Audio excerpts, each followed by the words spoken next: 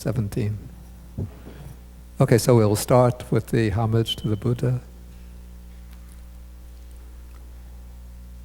Namo tassa bhagavato arahato samma sambuddhassa.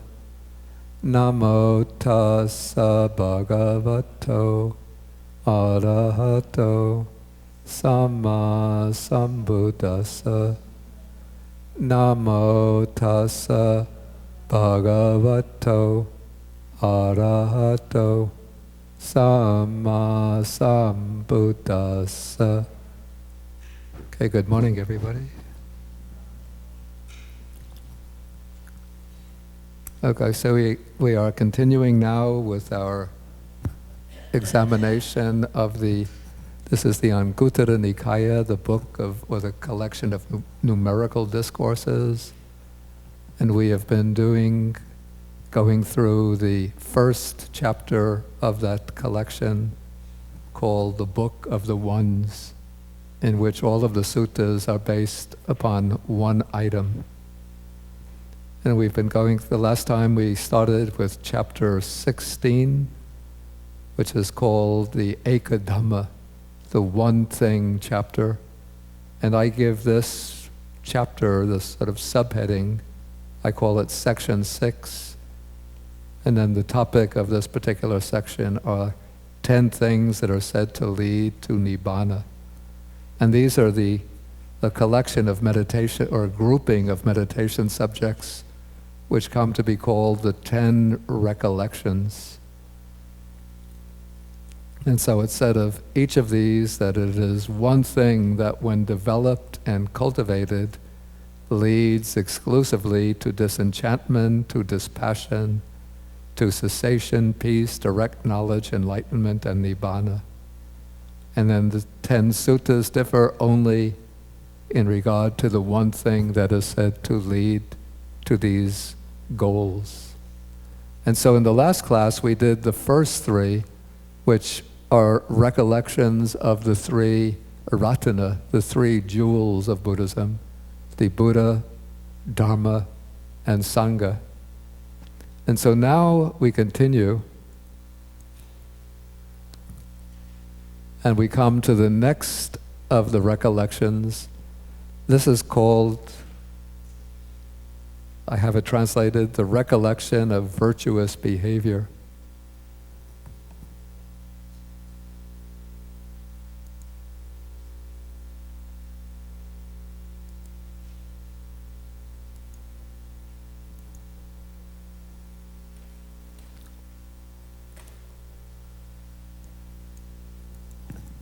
That's better?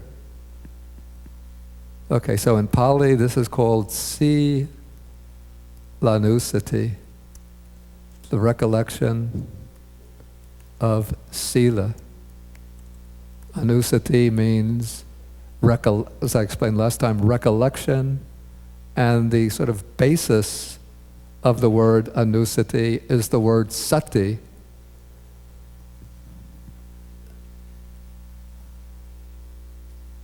Yeah, the word sati is the word that's usually translated as mindfulness. So when we see the English translation for anusati, recollection, and for sati, mindfulness, there doesn't seem to be a connection between them. So you don't see that the two are actually part of an integral whole. But when you look at the Pali, if you know even a little of Pali, and then you could see the word anusati is from sati, mindfulness. Yeah, I could blow this up some more.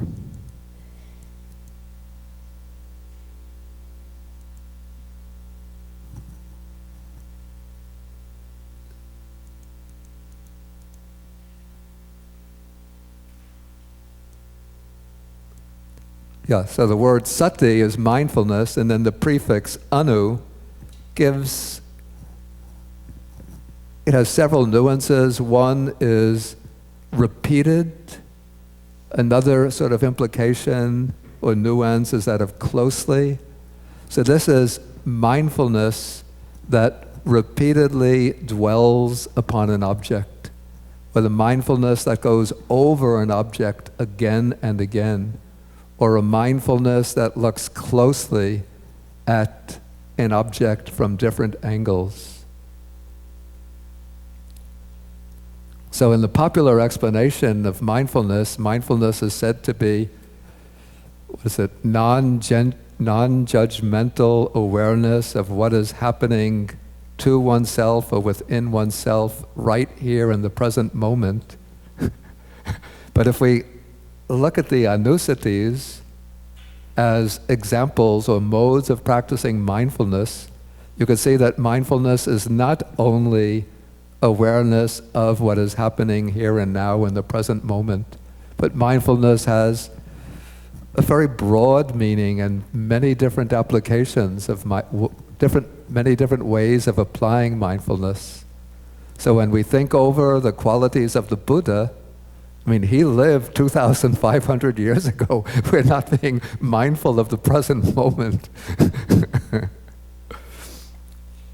But this is still a kind of mindfulness, a mindfulness which is anusati, going over and over the object, going over the object again and again, looking at the object from different angles.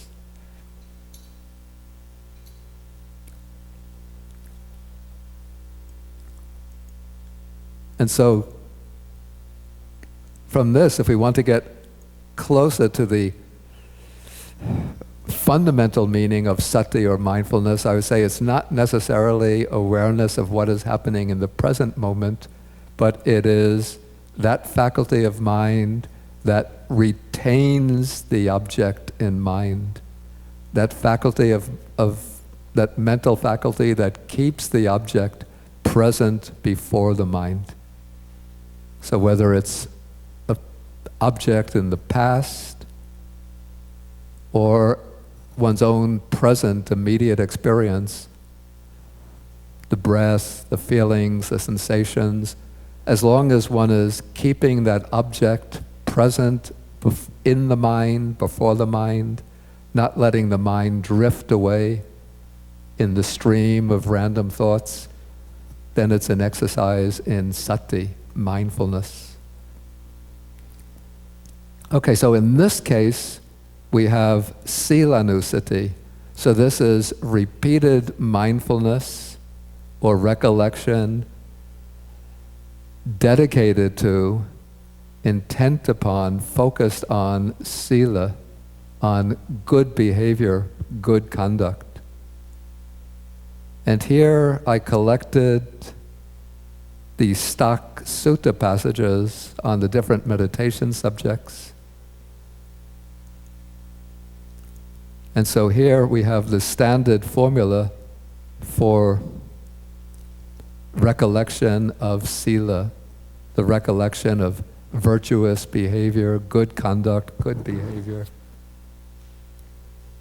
And these passages are this is from Anguttara Nikaya,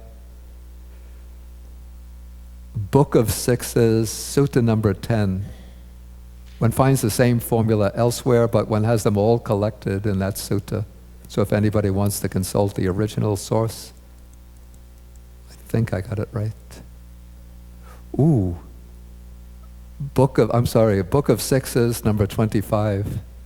But I'm sure that it also occurs in number 10. Okay, so here's the formula. The noble disciple recollects his, or we should say his or her, own good behavior as unbroken, flawless, unblemished, unblotched, freeing, liberating, praised by the wise, ungrasped or not clung to, leading to samadhi, to concentration. Okay, so under this, in this simple formula, we have a number of ideas are brought together. First, what is meant here by the noble disciple recollecting their own good behavior? Usually, and this is a discourse given to lay people, to a lay person, So for the lay disciple, the basic code of conduct is the Pancha Sila, the 5 precepts.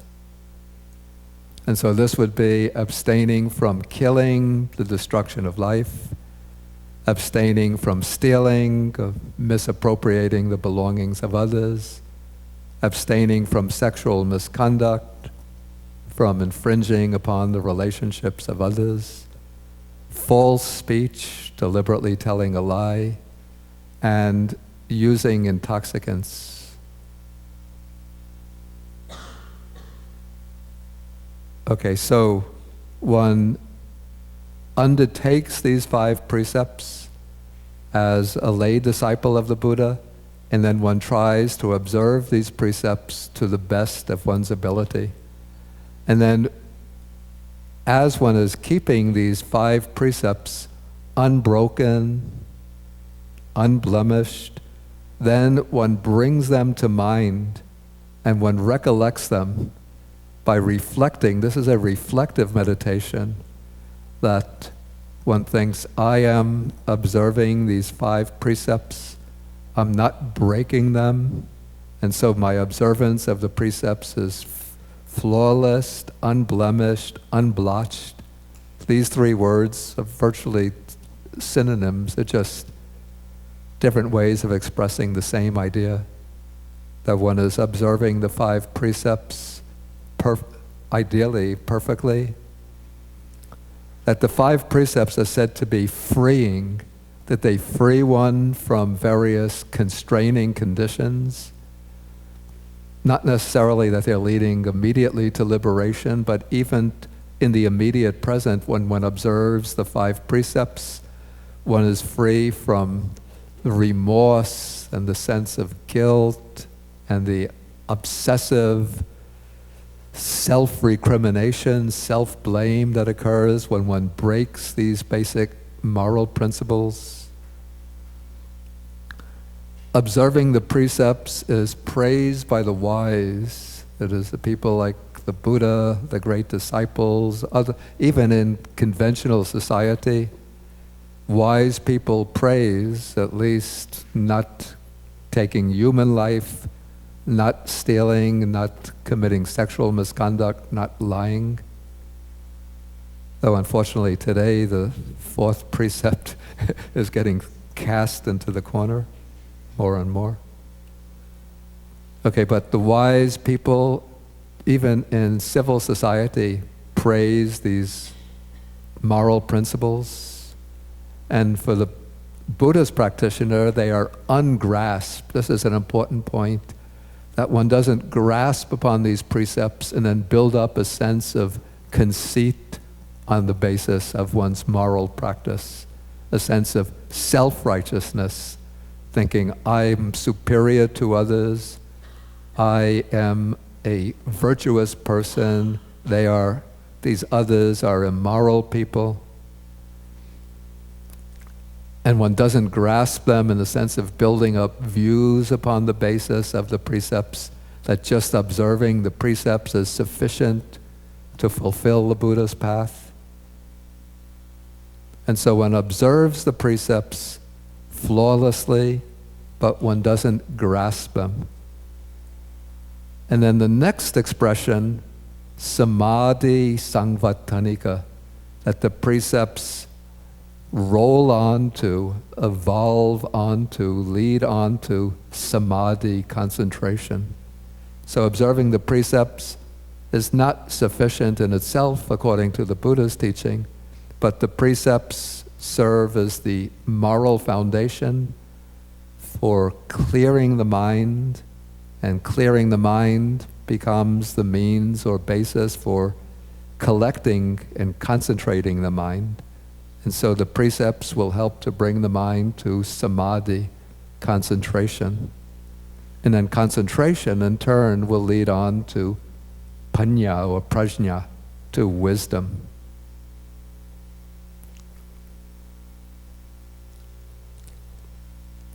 Okay, so it might seem, superficially we think one should be of good, upright behavior, but don't think about one's good behavior. Don't congratulate yourself for your good behavior.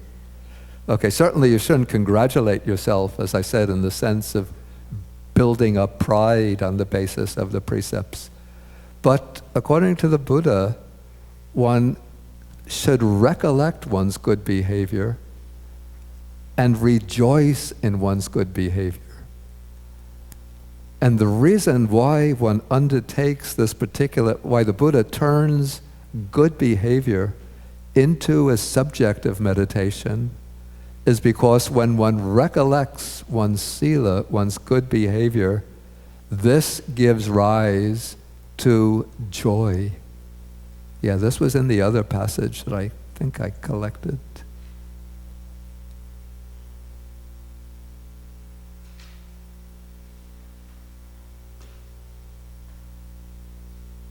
No, I don't have that here.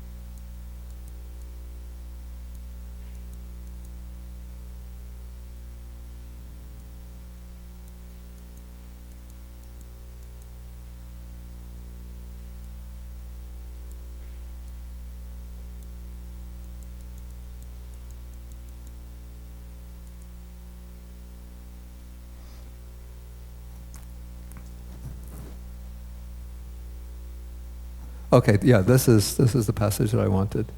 Here the Buddha is saying that, okay, when a noble disciple recollects his or her virtuous behavior, on that occasion the mind is not obsessed by lust or greed, hatred or delusion. On that occasion the mind is simply straight based on virtuous behavior. Then the noble disciple whose mind is straight gains inspiration in the meaning, inspiration in the Dhamma, gains joy connected with the Dhamma. Here, that's the important expression that I wanted. We have the sequence. First one gains joy connected with the Dhamma. Then on the basis of joy, rapture arises. For one with a mind that's uplifted by rapture, the body becomes tranquil. Actually, both the mind and the body become tranquil. So one who is tranquil in body and mind feels pleasure or happiness. And for one feeling pleasure or happiness, the mind becomes concentrated. That is samadhi. The mind enters into samadhi, one-pointed concentration. And so we have the sequence laid out here.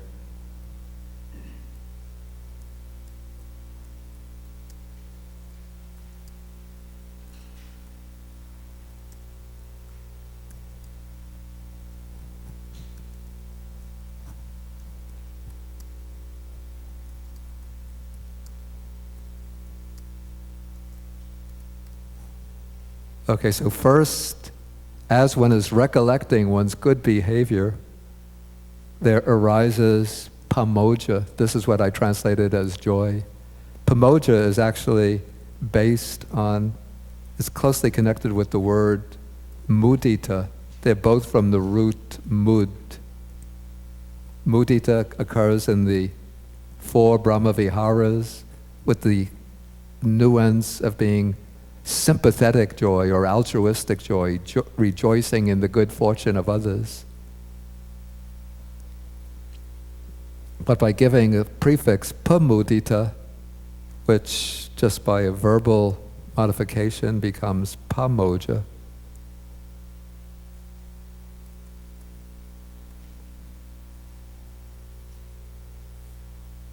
I mean, they're basically the same word, just different forms of it. So this is the joy that arises as the mind is settling down in the meditative process. Then as that joy intensifies, it turns into piti, which is like intensified joy. And then from that intensified joy there comes passaddhi, the tranquilizing, the settling down of the mind, the disturbances of the mind. And then that brings a kind of pleasure or a sense of inner well-being, happiness, even intensifying to the point of bliss.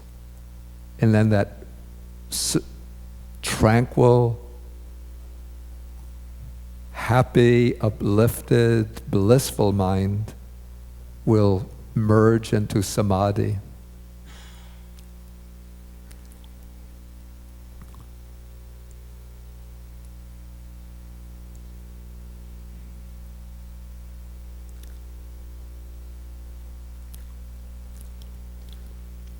Okay, now maybe the question comes up in some people's mind. Okay, I try to observe the 5 precepts, but I'm not able to observe them perfectly. Sometimes, through circumstances, I break one or another. But this is my opinion, it's not from the text, that as long as one is making a sincere effort to observe the precepts, then one could consider the precepts to the extent that one has observed them and rejoice in one's observance of the precepts to that extent. Or even if one has undertaken the precepts, one knows one can't observe them perfectly, but one knows that one has made the determination to follow these precepts. And then in that case, one can rejoice in the knowledge that one has entered on a path of pure moral conduct, even though through the force of circumstances, one might not be able to observe the precepts perfectly.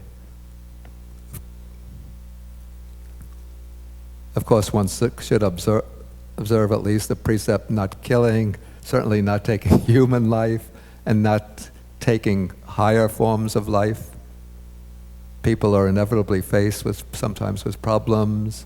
What does one do if the house gets invaded by cockroaches or other vermin? I mean, there are ways to get around it, but one tries one's best.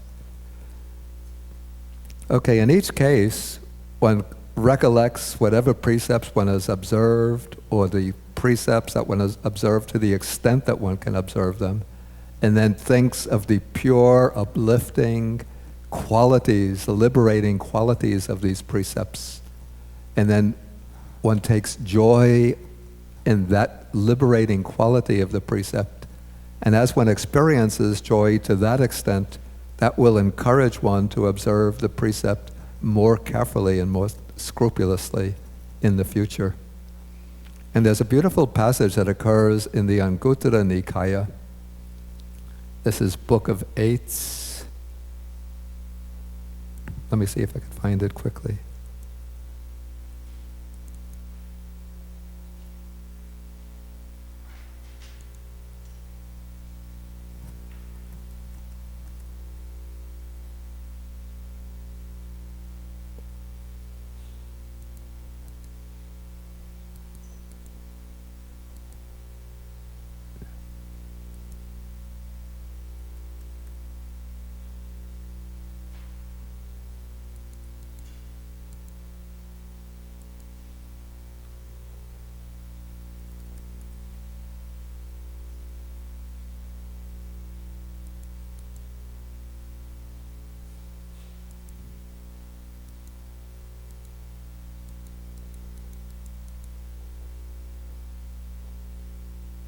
Yeah, this is the passage that I wanted.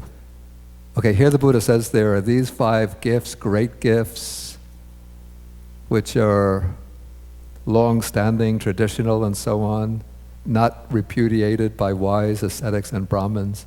So here the noble disciple abandons the destruction of life, abstains from the destruction of life. By doing so, the noble disciple gives to an immeasurable number of beings freedom from fear, enmity, and affliction. He himself, in turn, enjoys immeasurable freedom from fear, enmity, and affliction. And the Buddha calls this a gift, a great gift, the primal, long-standing gift, and so on. Then the same thing is repeated for the other 4 precepts.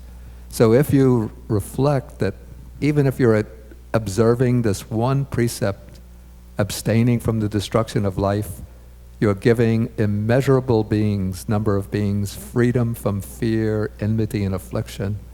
And in this world where so many people are imposing suffering on others, afflicting others, exploiting others, harming and injuring others, you at least are giving others safety and security. And then you rejoice in that. And that will give this upliftment to the mind.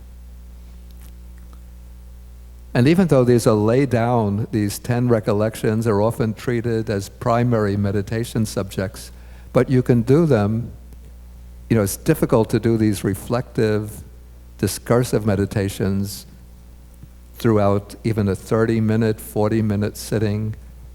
But if you just do a few minutes, 2 or 3 minutes reflecting on doing these discursive reflections, these recollections, you'll find that it gives it has an uplifting impact on the mind, and then it will make your regular meditation, like mindfulness of breathing, observing the body, whatever, more powerful and more smoother, more smoothly flowing.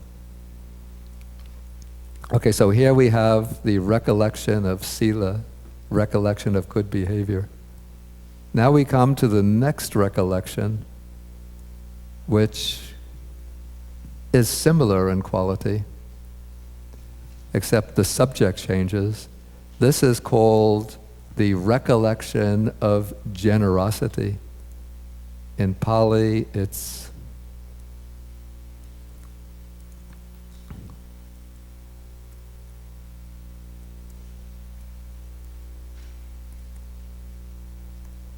Chaga-nusati. The word chaga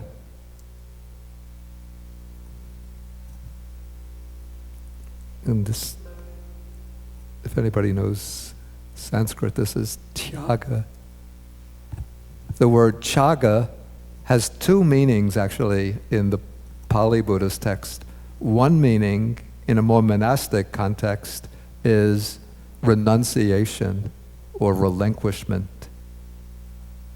The other meaning is, you could see how it also is related to relinquishment, relinquishing one's possessions to others, that attitude of relinquishing one's possessions to others. And so chaga, in this sense of relinquishing to others or generosity, is closely related to the word dana, which means giving. So dana is the act of giving, and by extension it comes to mean the object that's given, the gift. And interestingly, in Sri Lanka, the word dana comes in an extended meaning to mean rice. Because when people are making an offering, a meal offering to the monks, then they call that a dana. So this is, I'm holding a dana or a sangha dana at my house. So I invite a number of monks to come to the house. Then, in the general sense, that alms offering is the dana.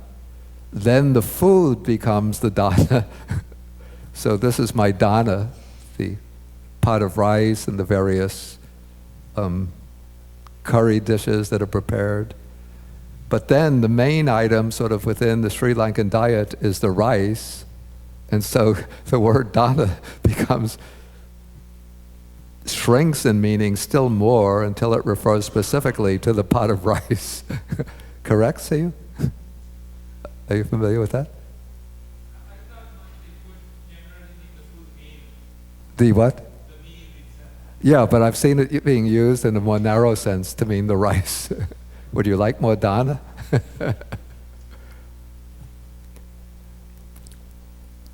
Okay, so chaga is the mental attitude that underlies the act of giving. So the attitude, or that mental orientation, is chaga, and the act is dana, giving, the act of giving. And so this is the way one recollects the practice of generosity.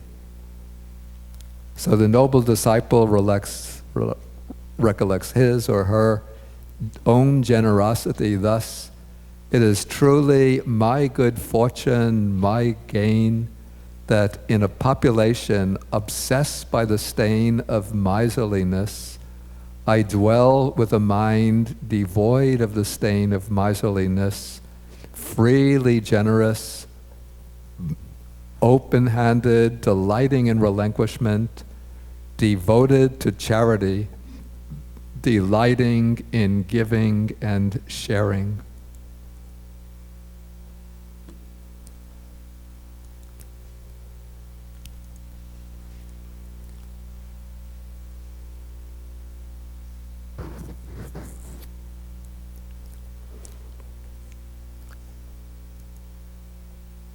Okay, so here we have a variety of expressions simply indicating this quality of generosity. And first, generosity is,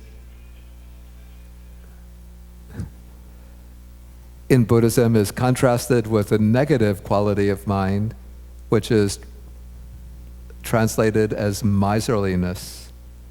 The Pali word is macharya.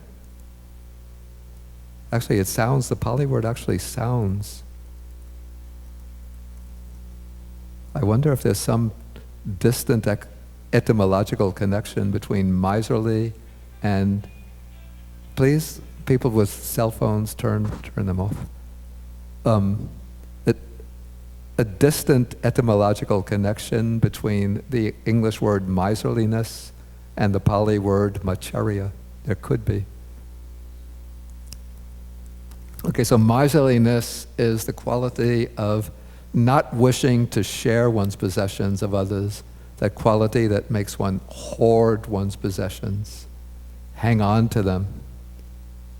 And when one hoards on to one's possessions, of course one enjoys a certain amount of physical, material security, but it's a quality that closes off the mind to the well-being of others. It's sort of like building walls between oneself and others, building an encasement of a hard, solid encasement in the heart that separates the heart from others. And so when one begins practicing giving or generosity, giving towards others, then it's a process of breaking down that wall of separation and opening up to the needs and even the suffering of others.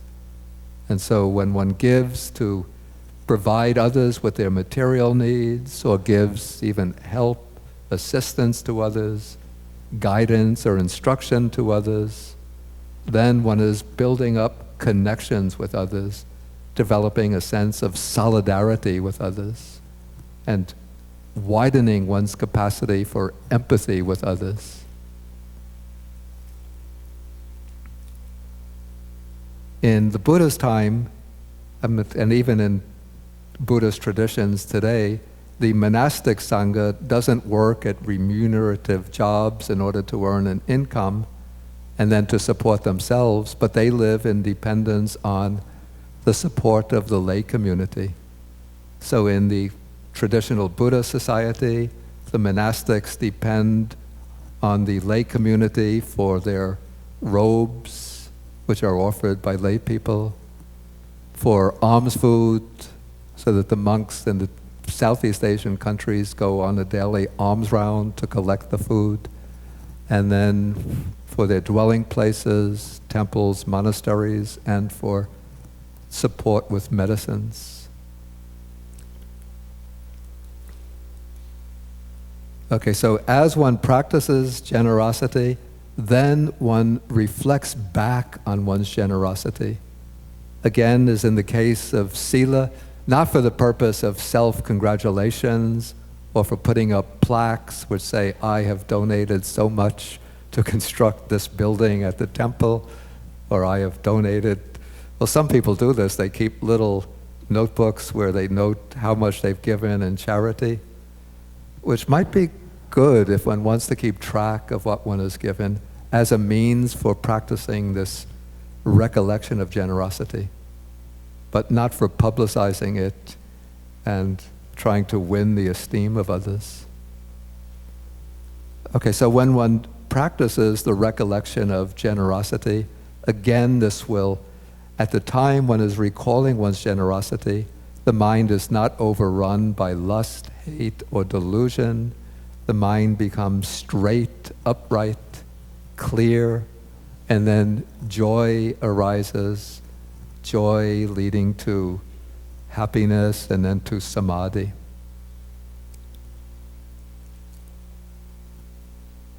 Okay, we'll move on to the sixth. When I finish the sixth recollection, then I'll take some questions. Because these six form a fixed group that occurs elsewhere in the suttas, the six recollections. And this is an interesting meditation, and I have to confess I've never practiced this.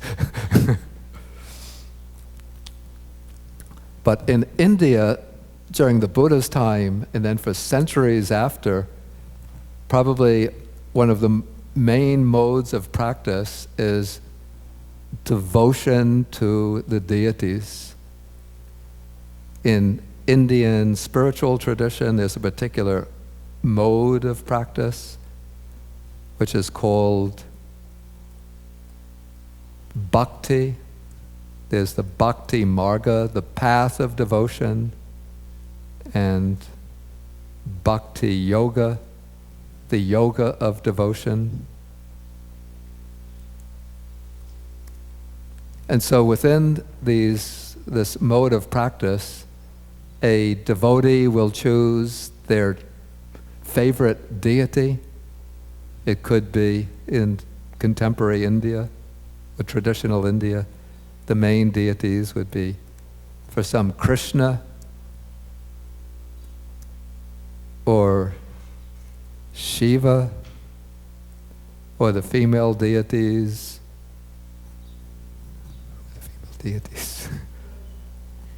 Durga,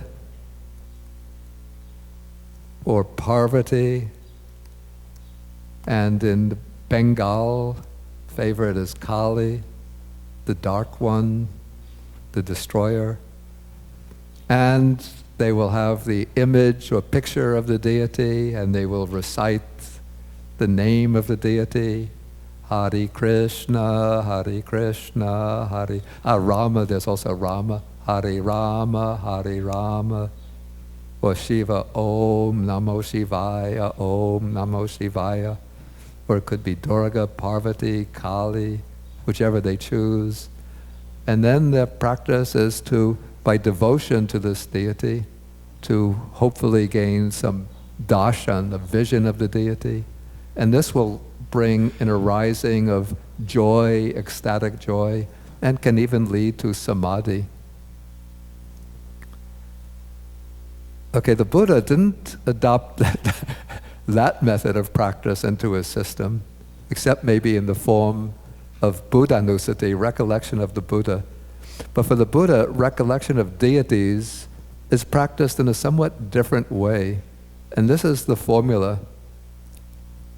So the noble disciple recollects the deities thus. There are the devas are the deities, ruled by the four great kings. Okay, first I'll go through the whole list, then I'll explain them.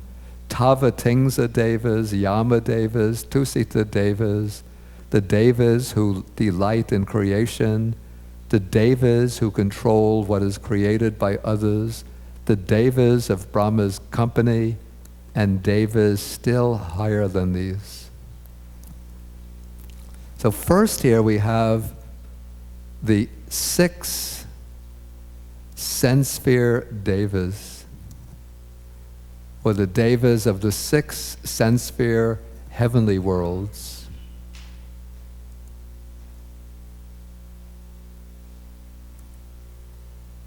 Okay, the lowest are the devas that are ruled by 4 divine kings. I don't want to go into this in detail now, because then this becomes a lecture on the devas rather than on the recollections. Then there is the Tavatimsa devas. The Tavatimsa devas are ruled over by Sakka or Indra. And in the Buddhist text, of the various deva worlds, the 2 that are mentioned most frequently are the Tavatimsa devas. This is where the Buddha went, according to tradition, to explain the Abhidharma.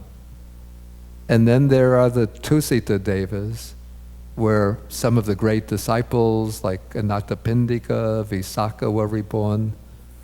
And it's said to be in the Tusita deva world that Maitreya or Maitreya, the future Buddha, is now dwelling, waiting for his time to come down into the human world and achieve Buddhahood. Then beyond the 6 sense-sphere devas, there are the devas of Brahma's company.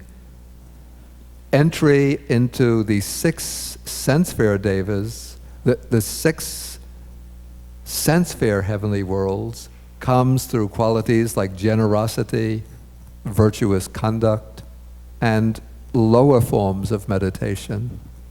But rebirth into the Brahma world comes through the attainment of the jhanas, the meditative absorptions. And then higher meditative absorptions will lead to rebirth in still higher deva realms. Okay, now in the Buddhist recollection of the deities, one is not focusing the mind on the devas, the individual devas themselves, but rather one is recollecting in this way: I have such faith as those deities possessed, because of which they were reborn there in that deva world. I too have such sila, such good behavior, such learning, such generosity, such wisdom as those deities possessed, because of which they were reborn in those deva realms. And so it seems that in this recollection, what one is actually doing is bringing to mind one's faith, good behavior, learning or knowledge of the Dhamma, generosity and wisdom, and considering that these 5 qualities led the devas to rebirth in the deva world. And I have these qualities too, so these will be for me a support for rebirth in the deva world. Okay, maybe one hears that rebirth in the deva world is not ideal from the Buddhist point of view. It's often said that the human world offers the best prospects for advancing to liberation, because here we have a mixture of suffering and happiness. The life term is not so long that one forgets about the impermanence of life, but it's not so short so that one gets cut off just as one is reaching maturity. And so it's often said that the ideal rebirth is back in the human world. But one finds actually, if one looks at the suttas, that the Buddha often encourages disciples to aim at rebirth in the heavenly realms. And this is my understanding of this, that if one doesn't have the right understanding or right view of the Dharma, then when one takes rebirth in the heavenly world, it's easy to get swept away by the pleasure and the enjoyments and the radiance and the delights of the heavenly world, and to forget impermanence, suffering, non-self.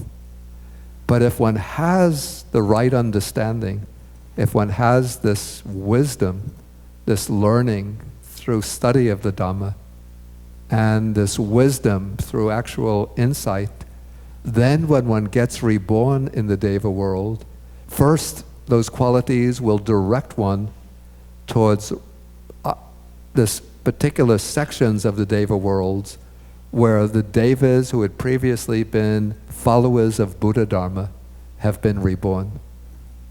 And so one will come not into the company of the sensual, delighting Devas, the Devas who delight in sense pleasures, but one will come into the company of those Devas who are dedicated to Dharma practice. And because one has this wisdom, together with them, one will understand, continue to understand, the three characteristics: impermanence, suffering, non-self. One will recover one's knowledge of the Four Noble Truths. And so rebirth in the Deva world can become a platform for further progress in the Dhamma. I imagine that the Deva world is very much, in certain ways, like the human world. Like, if you go into New York City, or even into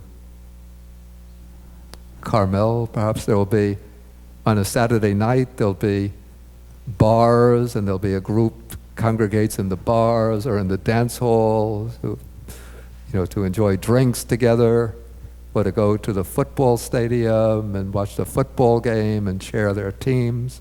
And there'll be, the same night, there'll be Dharma centers, meditation centers, Buddhist temples, where the Buddhists will go to listen to Dharma talks, to meditate, and to discuss Dharma. And so I could imagine it'll be pretty much a parallel situation in the Deva world, except there probably won't be intoxication with liquor there, but there'll be groups of Devas who enjoy the nectar and dance around and listen to beautiful music, and Devas who congregate to meditate and to discuss Dharma. Anyway, in this meditation, one recollects these qualities and considers that one possesses these qualities no matter where they're going to take one, whether to the Deva world or back into the human world. But one has those qualities by reason of which the Devas were reborn, or those beings who have been humans in the past have been reborn in the Deva world. And then again, this becomes the basis for clearing the mind of greed, hatred, and delusion, and for generating, especially for generating that joy, which becomes the starting point, culminating in samadhi. Okay, perhaps at this point I could ask whether there's any questions, and even questions going back to the first three recollections.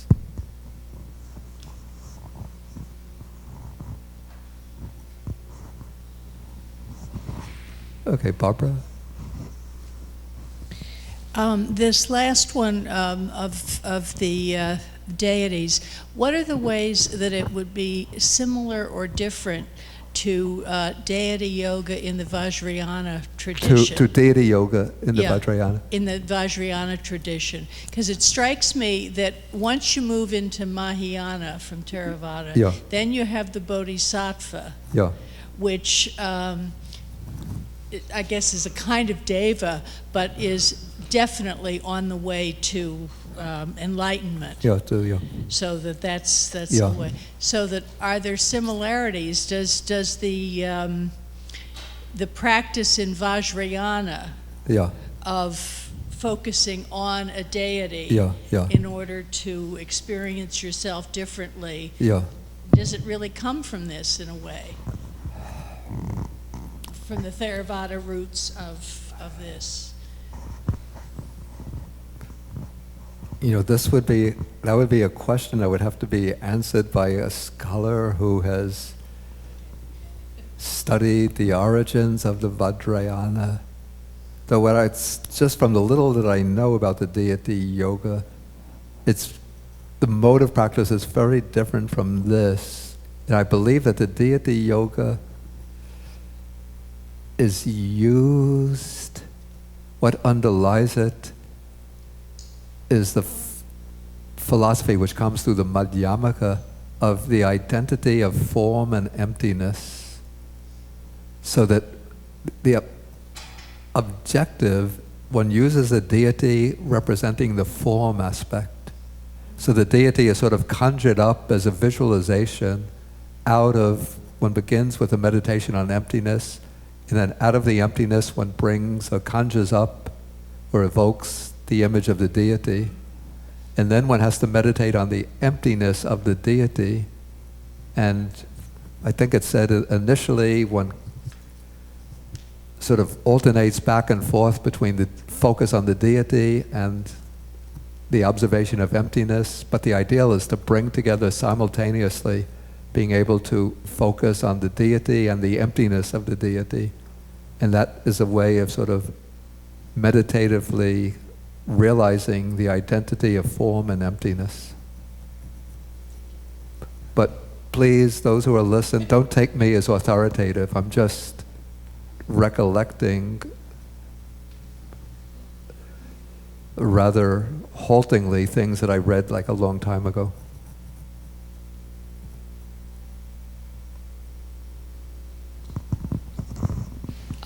Yes. What is your name? Will. Will, yeah. So I have a question about, again, the recollection of the deities. To think, it seems a little selfish, doesn't it, to be able to think that because I have these qualities, I will be reborn in, or I should be reborn in the Deva realm. Shouldn't it be better to just recollect on your own emptiness and the emptinesses of the world? I don't know, it just seems a little... Yeah, okay, that is moving like into what I call deeper levels of wisdom meditation. But this is,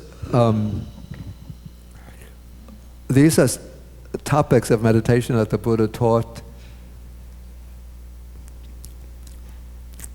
at much more elementary levels of meditation, and particularly for those who are not able to undertake intensive, deep, long-term samatha concentration meditations and insight meditation, but just to do, teaching them just to do for short periods these recollections in order to infuse the mind with joy, and then by infusing the mind with joy and uplifting the mind, for those who are especially successful, it will bring the mind to concentration.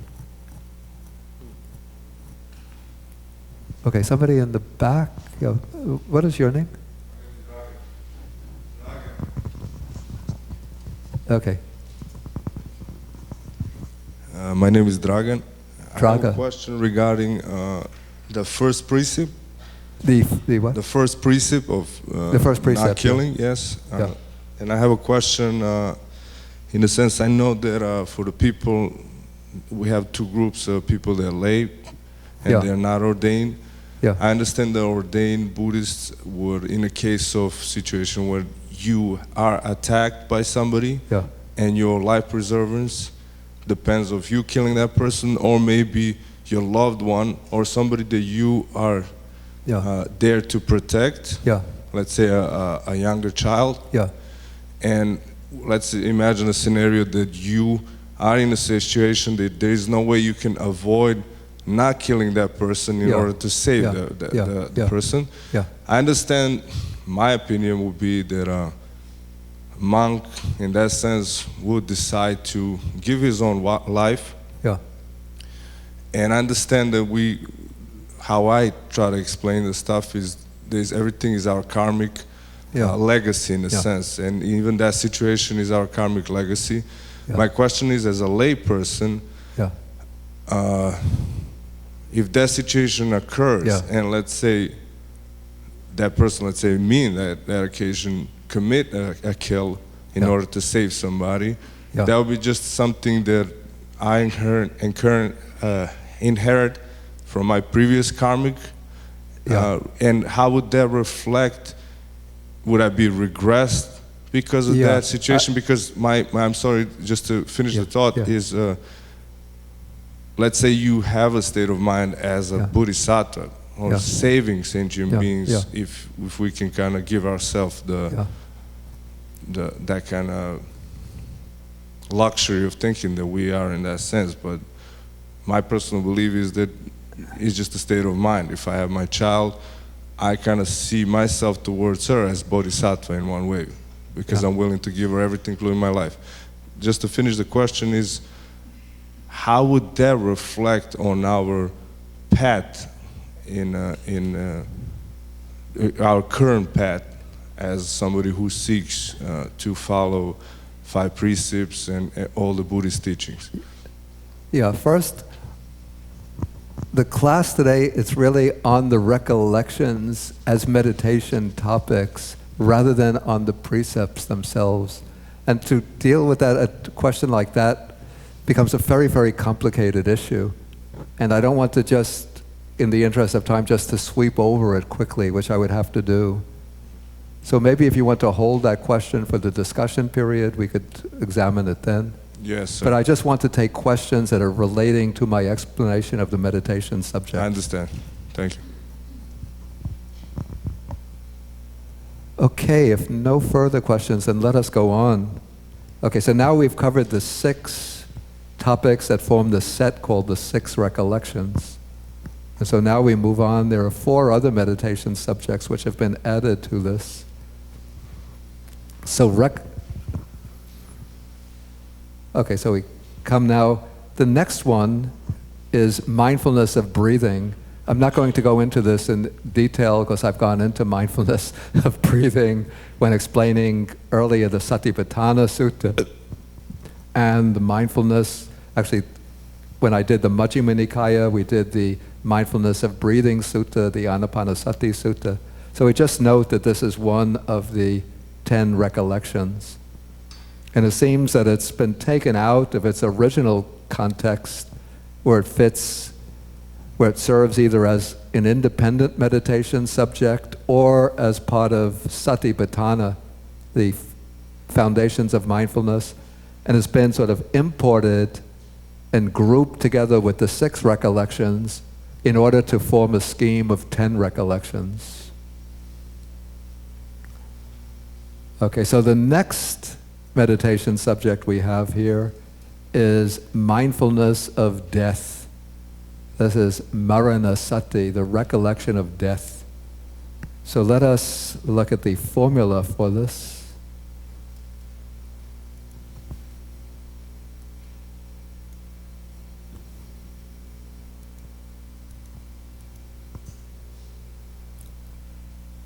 Okay, so this is one formulation of the meditation on death that we find in the suttas.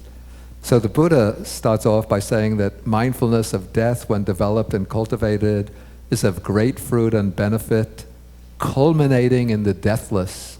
That is, the recollection of death leads beyond death to the deathless. So it culminates in the deathless, has the deathless as its consummation.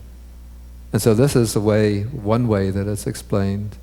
So when day has receded and night has approached, you reflect thus, that I could die on account of many causes. A snake might bite me, a scorpion, a centipede might sting me, and I might die because of that. I might stumble and fall down, my food might disagree with me, my bile might become agitated, my phlegm might become agitated, sharp winds in me might become agitated, and I might die, and that would be an obstacle for me. And then one recollects, do I have bad qualities that have not been abandoned? That would become an obstacle if I were to die tonight. So if one sees one has these bad qualities, then one puts forth effort to abandon those bad qualities. But if one sees one doesn't have bad qualities, then one should just dwell in rapture and joy, training day and night in wholesome qualities. Okay, then another way mindfulness of death is taught in the suttas is that one thinks, this is to emphasize the unpredictability of the arrival of death. So one thinks, I might live just the length of time it takes to chew and swallow a mouthful of food. Or one thinks, I might live just the length of time it takes to breathe out after breathing in, or to breathe in after breathing out. Okay, the way I found useful to sort of schematically arrange the meditation on death using three main topics. And then each of the three main topics has three secondary or subordinate topics. So the three main topics, first is that death is absolutely inevitable, absolutely certain. There is no escaping death. I might die. No, not that I might die, that I will die. Death is not something out there. You know, we see other people die. This one has gotten a heart attack, gone. That one, automobile accident, gone. That one has cancer, or had cancer, gone. But me, nah, none of that is going to touch me. I'm always going to be around here. But not so. I'm in the crosshairs too. So death is absolutely inevitable, inescapable, absolutely fixed and certain for me. The second main theme, the arrival of death is absolutely unpredictable, uncertain. You know, after giving this class, I might just get up, thinking I'm going over to get my lunch, and then, oh, gone. What happened to Bhante? Feel a pulse,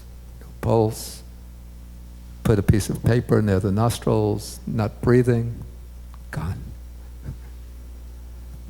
Or I might feel in perfect health, go for my annual medical exam. Doctor looks at the tests and says, Venerable, I have to give you some sad news. Can you take it? Okay, so we don't know when death is going to come. We can't think, okay, I'm in my 20s now, so I plan for my 80s and 90s, or in my 40s, 50s, 60s, 70s, 80s. If you go to the Thousand Lotus Terrace, and this is very interesting, I did this one time and I wrote a poem on it, which got lost through a computer glitch. You look at, that gives the dates of birth and death. Some of them might be born 1901 to 2007. Wow. Something like 106 years old. Others might be 1920 to 1960. Let's say 1920, 1965.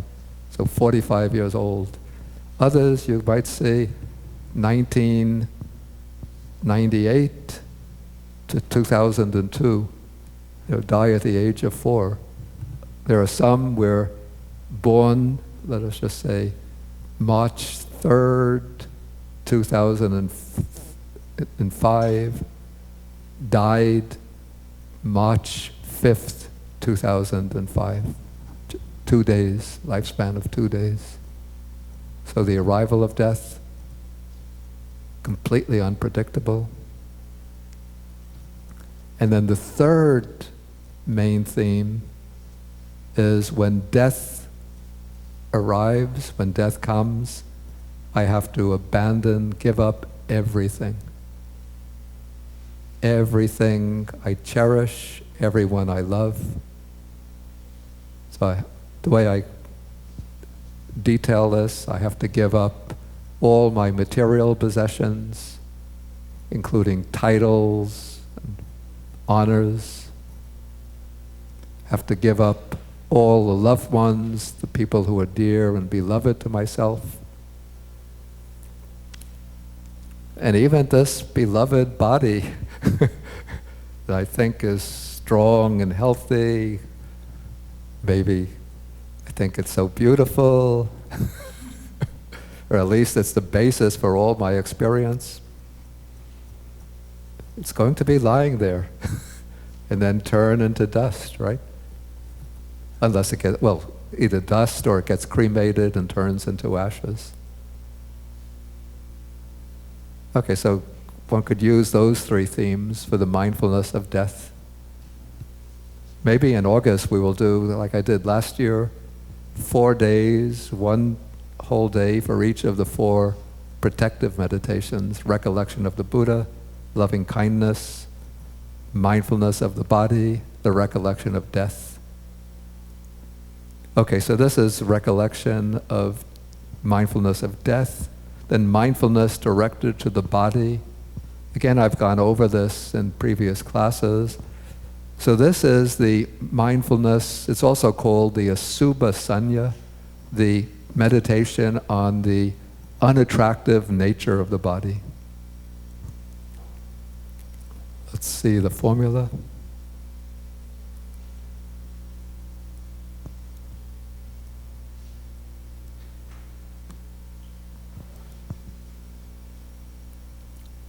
Okay, so it's the Buddha speaking to the monk, so he says, here a monk reviews this very body. That means one's own body, starting from the soles of the feet and moving up, and then taking the top of the head, even the tips of the hairs, going down, enclosed in skin. And one reviews this body is full of many kinds of impure substances. Traditionally, we have the 32 parts, though the suttas have 31.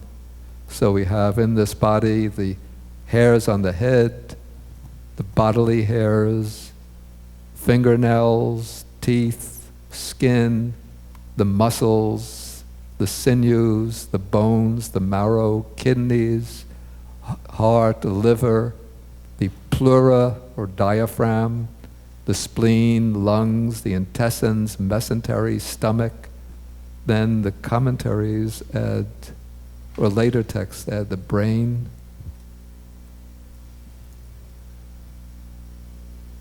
Then the feces or excrement. So those are the solid parts. Then the liquid parts, the bile, phlegm, pus, blood, sweat, fat, tears, grease, saliva, snot, fluid of the joints, and urine. And so one goes through these parts of the body, up and down, over and over again, until one has fully reviewed this body through all of its constituent parts. And so the purpose of doing this is not to generate an aversion towards the body or a kind of hatred towards the body, but rather the purpose is to reduce the infatuation with the body. Outwardly, especially for the monastics, to reduce the sexual attraction, the sexual lust, because one sees the bodies of others as being the bodies that seem so beautiful and attractive, but then when you examine them, you see that what is really present is a combination of all of these constituent parts. And also when one applies it to one's own body, it reduces conceit and pride and the sense of infatuation with one's own body. So this is the mindfulness directed to the body, which is also called, in the suttas, it's called the Asubha Sanya, the perception of unattractiveness. And then the 10th of the 10 recollections is called the recollection of peace. The Pali word for this is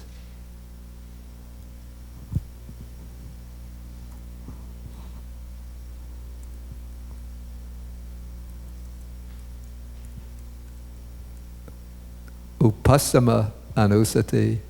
The word here is, the key word here is upassama, which has the prefix upa, and then the base word is sama, which in Sanskrit it would be shama, and it's related to, maybe if you know,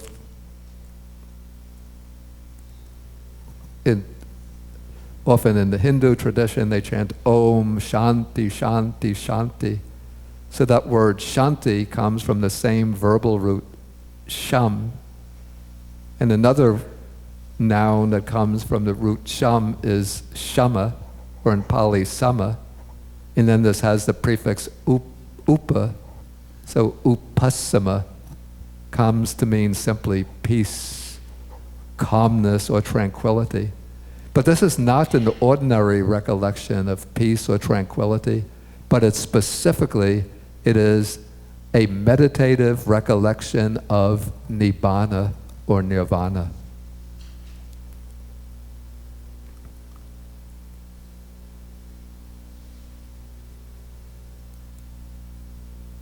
And so we can look at the formula for this.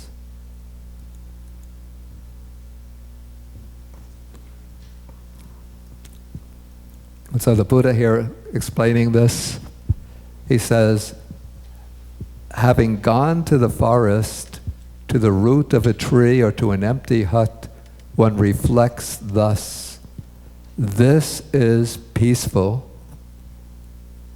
Here the word used for peaceful is santa, santang, again from the same root sam, meaning to become calm. This is peaceful, this is sublime. And then what is peaceful and sublime comes at the end of the formula, that is nibbana. But then nibbana is described in a variety of ways. It is the stilling or settling down of all the tumultuous activities of the mind, the volitional activities driven by greed, hatred, and delusion. The relinquishment of all acquisitions, all objects of attachment, the destruction of craving, dispassion, the ending of passion or lust, and cessation, the cessation of craving, the cessation of repeated existence, samsaric existence, and finally, nibbana itself is mentioned. But here, I have to add an important qualification to this explanation. In the recollection of peace, one is not actually directly experiencing nibbana. There's a difference between the experiential realization of nibbana and the meditation on, or the meditative recollection of nibbana. Distinction between the meditative realization or experiential realization of nibbana and the meditative recollection of nibbana. The experiential realization of nibbana is what occurs when insight, when wisdom reaches its culmination. Then there comes a breakthrough that goes past all conditioned phenomena and that directly takes nibbana as an actual object of experience. Using the word object in a somewhat qualified sense, that one is actually, the mind is actually immersed in the nibbanic experience itself. Okay, this recollection is not at that level of experiential realization, but this is a way to calm the mind down and to give rise to tranquility and to joy by bringing to mind conceptually different qualities of nibbana or different ways of describing nibbana. So a person who has not achieved experiential realization of nibbana, but still aspiring for Nibbana, can bring to mind what does it mean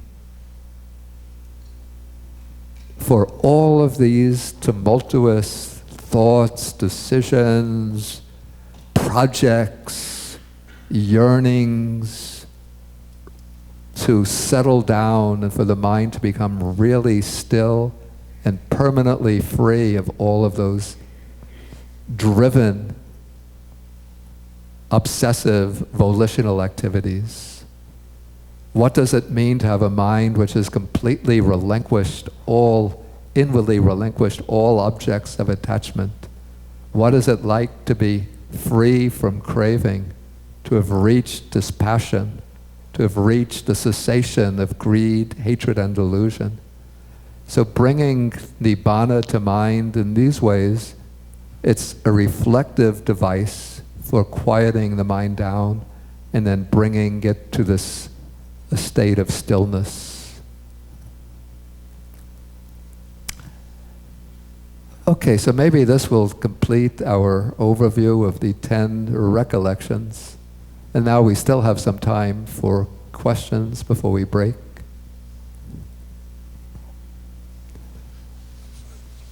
Okay, please take the microphone.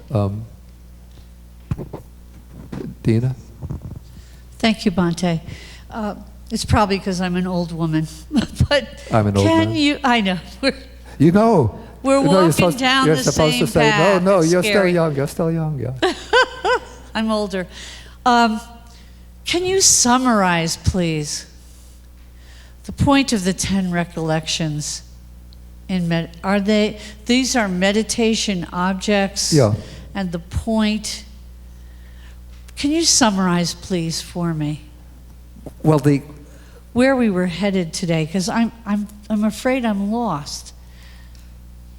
The topics themselves are quite different, but what unites them is the opening statement that these things, when developed and cultivated, lead to disenchantment.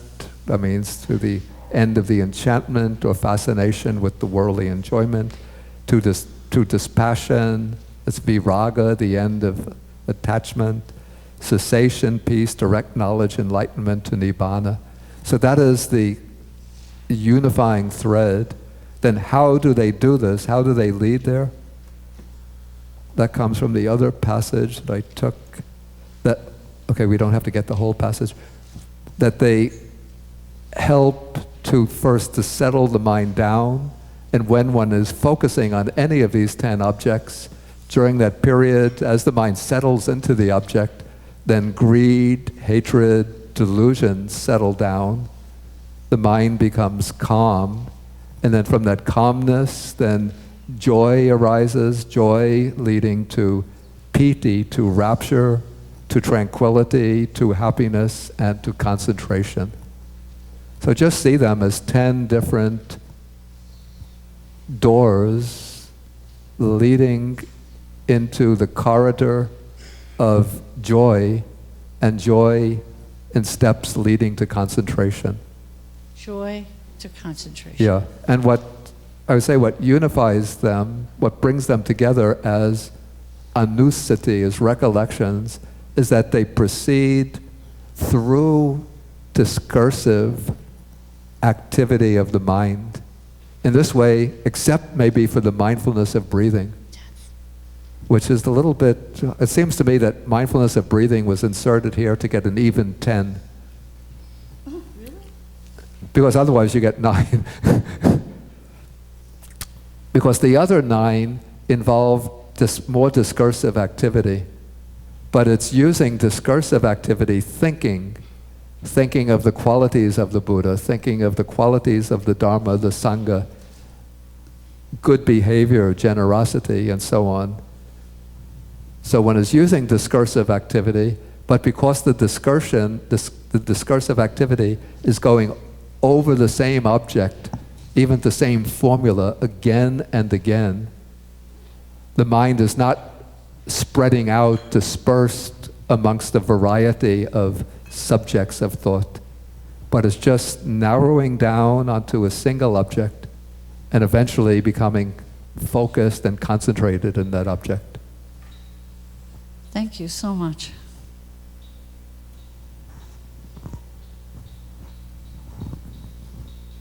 Okay, any other questions? Okay, so we'll break now for the lunch period. Then we could come back at, let us say, 12:20. So we have a little time. And some people wanted to go through the going for refuge and 5 taking the precepts. Who are the people here who wanted to do that? Wow, we have... Okay, 1, 2, 3, 4 people. Okay, so we'll have the ceremony, a little ceremony at 12:20, and the others can come and sort of lend moral support to them. Okay, so let us end with the sharing of the merits, recitation. Okay, so we'll share the merits with the devas. Now you know the 6 deva worlds, but I think besides those 6 deva worlds, there are also said to be earth-dwelling devas and sky devas, which are closer to us. So they are more likely to... The devas in the heavenly realms are probably absorbed in their activities, but the earth devas and the sky devas might have been listening in on our class, so we share the merits with them. And with the nagas, the dragon spirits, the bhutas, the fierce spirits. Akasata chabumata deva naga mahidika punyantang anumoditva chirang rakantu sasanang. Akasata chabumata deva naga mahidika punyantang anumoditva chirang rakantu desanang. Akasata chabumata deva naga mahidika punyantang anumoditva chirang rakantu mang parang. Etavatacham hehi sampadang punya sampadang sabbe devanumodantu sabba sampati siddhya. Etavatacham hehi sampadang punya sampadang sabbe bhutanumodantu sabba sampati siddhya. Etavatacham hehi sampadang punya sampadang sabbe satanumodantu sabba sampati siddhya. Bhavagupadaya vichihetato etantare satakayupapanna rupya rupicha sanya sanyino dukkha pamuchantu pusantu nibuddhing.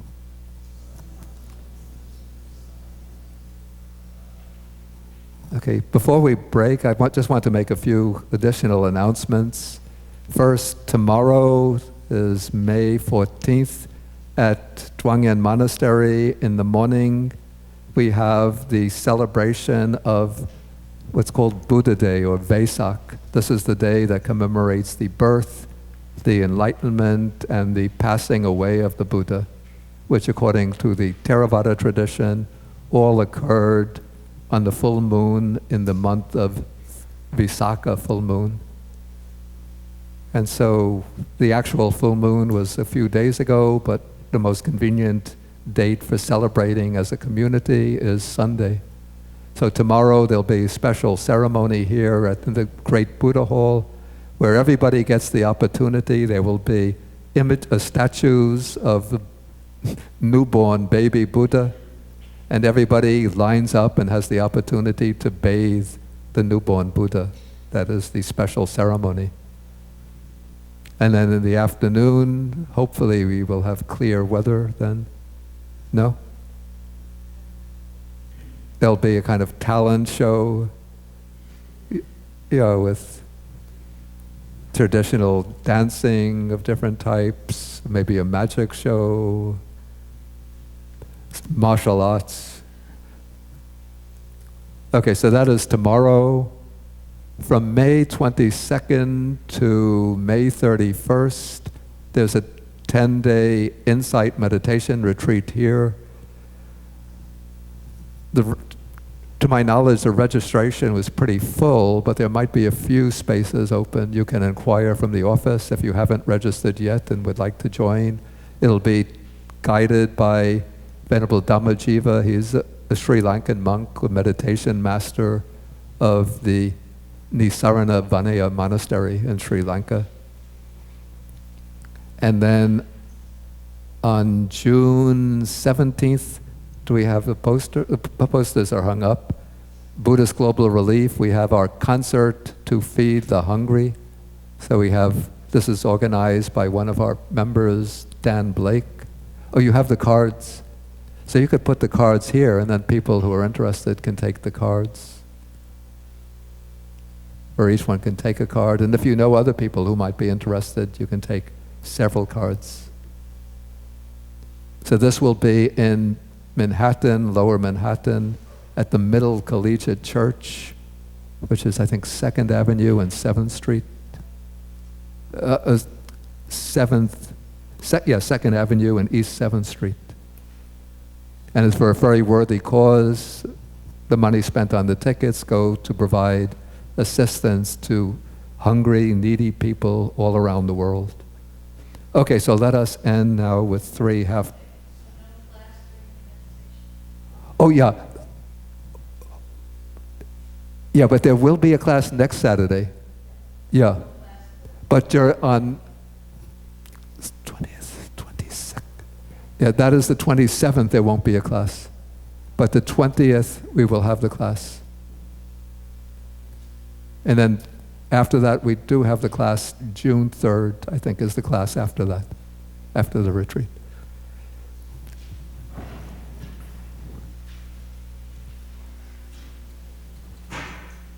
Okay, so we do 3 half bows.